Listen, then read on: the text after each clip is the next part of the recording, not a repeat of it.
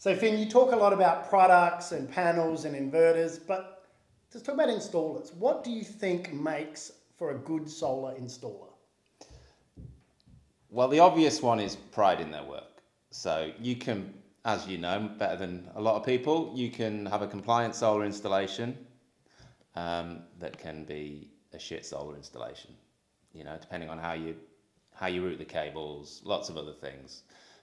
The difference between a compliant installation and a good installation is an installer that takes pride in his work, how it looks and how well installed it is, so how long it's going to last. It's a direct connection there. So that's important. The other thing with solar is they've got to enjoy learning and be curious, because they've got to keep up with the technology, which, as you know, is changing so fast. A solar installer that gets their initial accreditation and then isn't interested in keeping up with the technology is going to struggle with anything other than a plain vanilla solar install. Yeah. And what about things like tech support, right? So, where does the job of tech support lie, do you think, when the customers, even a simple thing like they've changed their Wi-Fi or they've got an orange light that they haven't seen before, or a high grid voltage error message email from someone that they've never seen before. Where do you think the responsibility lies as to who's going to help them with that? Yeah, well, it's interesting. Solar systems are becoming more like IT systems. So there's can become a lot of IT troubleshooting. My neighbour, Martin, over the road, he knocked on my door last week. He got a new Wi-Fi provider, internet service provider. His SMA inverter, he needed to update the password. It was a nightmare. No, it's a nightmare.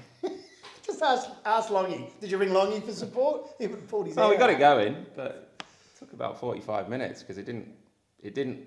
I'm good at IT and I knew what to do and it just wasn't working and it wouldn't connect. Anyway, so it can be, these simple things like changing a password, and that's a lot of this is the manufacturers need to, get on the ball. Like, you want to change the Wi-Fi password on the Powerwall, any idiot can do it, right? Yeah, 100%. They're the best. Yeah, so the manufacturers need to up their game with the user experience. They need to have the IT kind of app mindset. They need good apps, basically. It can all be done through an app if you do it right. You don't want to be logging into web pages and pushing buttons on things. But until that utopia, where everyone's as good as user interface as Tesla, it falls to the installer. The person that took the money for the system is responsible for supporting that system. Yeah, I agree with you 100%. Yeah, and I think a lot of people don't necessarily agree with that in a way. They think, I'm not getting paid for this last bit of work. Well, and in my head, build your business in a way where, yes, maybe you're not the cheapest, but you've got a bit of money aside so that when that customer calls, you can give them a 10-minute tech support call.